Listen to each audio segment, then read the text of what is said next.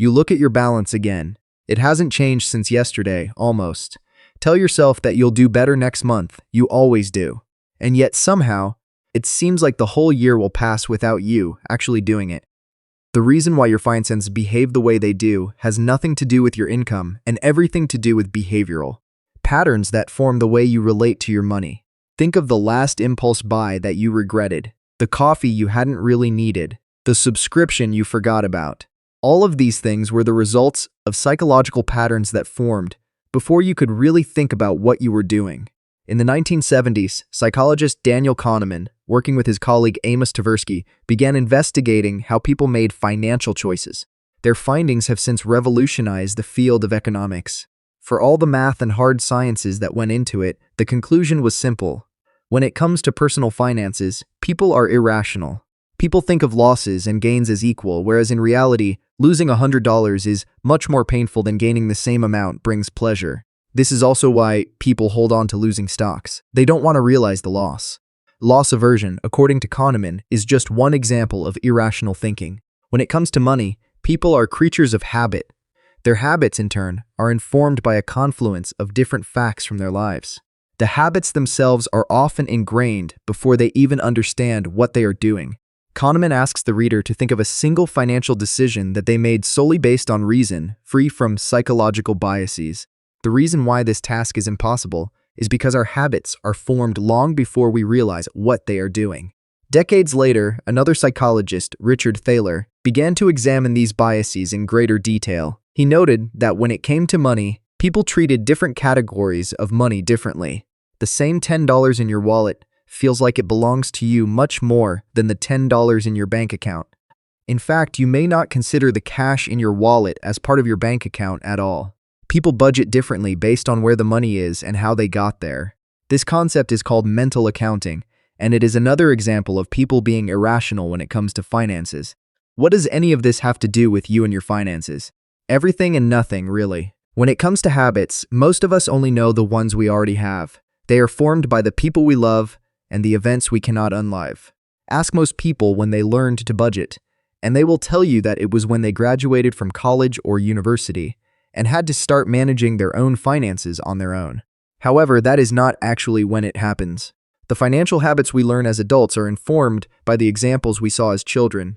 If a person grows up seeing their mother always keep a stash of cash at the house and pay bills with it, they will be much less likely to invest in the stock market as an adult. Habits beget habits. Even if none of us actively remember learning a habit, it does not change the fact that we do. Ask an average person what their financial habits are, and they will list things off without a second thought, just as if they were talking about their hobbies or interests. Ask most people what keeps them from doing the things they want when it comes to their finances, and they will give you a long list of reasons. This is not really true either. Habits, whether financial or otherwise, tend to be the result of accumulated experiences, but they rarely have a single cause. The most common financial habits tend to stem from the desire to avoid some kind of discomfort. Avoiding checking one's balance because it will cause them mental anguish is just as much of a habit as overspending, underspending, or just failing to invest and grow one's wealth. The reason why people have such difficult relationships with their finances is because they fail to recognize their habits as such. Most of us know someone who buys things to feel better about their life, ignoring the other, more lasting effects. Benjamin Graham, a famous investor and mentor to Warren Buffett, once stated that the only real threat that investors faced was their personal bias. Graham was a proponent of value investing, meaning he only invested in those he knew to be worthy, secure stocks. Graham claimed these stocks never failed to deliver, growing in value even if slowly and unspectacularly. The real threat then was one's own psyche, the ability to hold on to the value investment until the right time to sell. The threat was not in the market itself, but in the panic selling that investors would do at the first sign of a crisis. Is it not ironic that the greatest failure people have when it comes to their finances is not their income, but their psychology?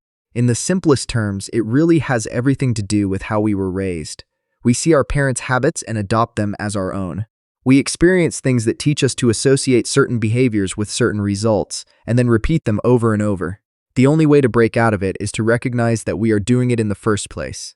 This is what Thaler was able to do, in part thanks to Kahneman's work, and people can do for themselves. The reason why most of us avoid looking at our finances is because we feel like we cannot control our habits. However, this is not true. It becomes much easier to change one's financial habits once they are placed in a different context. For instance, most people who want to save more money will set up automatic transfers to their savings accounts. This way they cannot spend the money right away. They have to wait for it to come out of their wallet. If you want to stop spending money on impulse, you can delete the saved payment information. If you want to begin investing, you can schedule regular fixed payments to your brokerage account that you cannot cancel. In short, it is much easier to automate your finances than rely on your own willpower alone. Think about what you want to change about your finances. What habits of yours are the most undesirable? What habits of yours seem to be the most difficult to break? Most people who think about their finances will have many things to say about this subject. The most interesting thing about it is that they will often realize that they are better at understanding certain patterns than others. It may help tremendously to think of the ways in which your money habits affect your life outside of your finances. It is rare indeed that a person would think about their financial habits in isolation. It is even more rare that the person would think about them in the same way they think about their non-financial habits. The point is that you do not recognize your financial habits as habits at all, but as the way things are, period. Kamen and Thaler helped us see that these habits are no different from the ways of thinking that we learned as children. All of us, regardless of who we are, grew up seeing how the adults around us treat money and how it informs the way they budget and live. As adults, we are much more likely to follow those same patterns than change them, even if we are aware of them. If this line of thinking serves any purpose, it is the realization that the way we approach our finances is not a choice, just like it was not really a choice for our parents. The same habits which may have served us well in some respects keep us from doing the things that are truly important to us. The truth is that none of these habits are inherent to our personalities, but rather are the results of our experiences. Kahneman told us that we were wrong to think of psychology as a science that deals in rationality. Thaler, in his turn, demonstrated to us that the psychology of our money habits is no different from the psychology of other things in our life. We grew up learning these things from our parents. These habits are the result of the financial experiences, both personal and vicarious, and yet none of this knowledge alone is really sufficient to overcome years of ingrained patterns. In reality, the only way for most people to truly change is to understand that there is no fundamental difference between our financial habits and other areas of our lives. You will look at your bank balance again tomorrow. It will be much the same as it is today. You will tell yourself that you will do better next month. You always do. For the first time in your life, you may understand that it is not really you who fails to adhere to your financial plans. It is your habits, the ones you cannot really remember developing, but have always had. And the moment you remember them is the moment they start to change.